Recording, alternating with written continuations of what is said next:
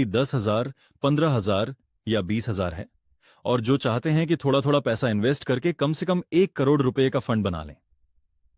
अब दोस्तों, आप यहां पर कहेंगे कि यह कैसे संभव है। तो मैं आपको गारंटी देता हूं कि अगर आप इस वीडियो को बिना स्किप किए पूरा देखते हैं तो आपको इस वीडियो को देखने के बाद पूरा समझ में आ जाएगा कि किस प्रकार से केवल 500 रुपए निवेश करके एक टाइम पीरियड के बाद 1 करोड़ रुपए का बड़ा फंड बनाया जा सकता है। दोस्तों, अगर आप 10-15 हजार से लेकर 20,000 प्रति महीने की कहीं पर नौकरी कर रहे हैं तो आज की इस महंगाई में गुजारा करना बहुत ही मुश्किल है। आप चाहकर भी अपनी सैलरी को नहीं बढ़ा सकते।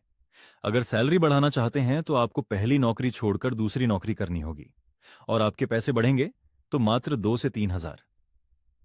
तो ऐसे में अगर आपकी सैलरी है 10 से 15 हजार और आप अगर एक अच्छी लाइफस्टाइल जीना चाहते हैं और अपने बच्चों के भविष्य के लिए कुछ करना चाहते हैं तो आज की इस महंगाई भरे दौर में आपको अपनी सैलरी में से मात्र 500 प्रति महीने की इन्वेस्टमेंट करनी होगी।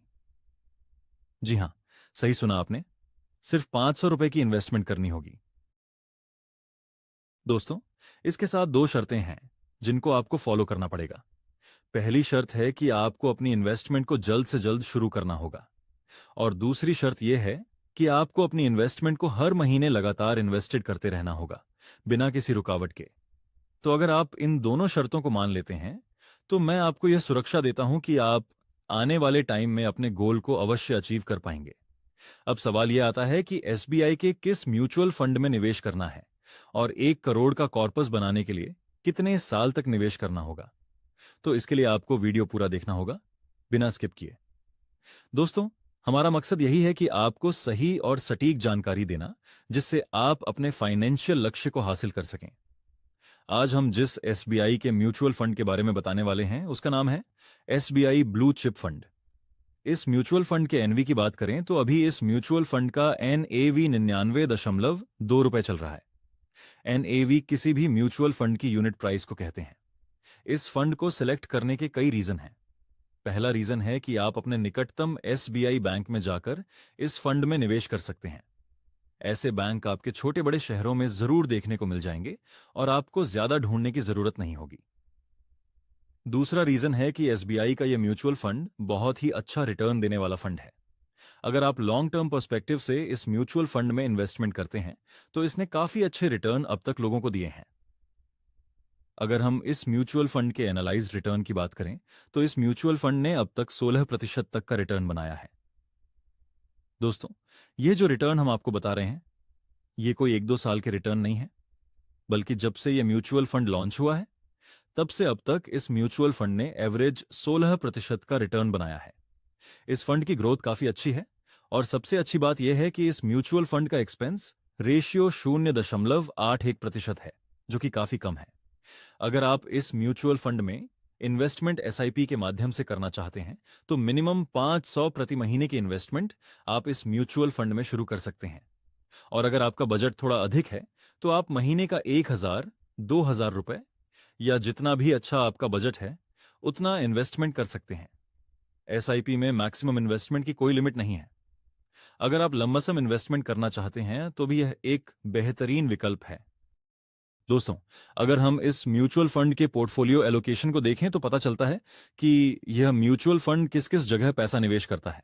इसमें HDFC bank, ICICI bank, Infosys limited जैसी भारत की टॉप परफॉर्मिंग कंपनियों में निवेश किया गया है।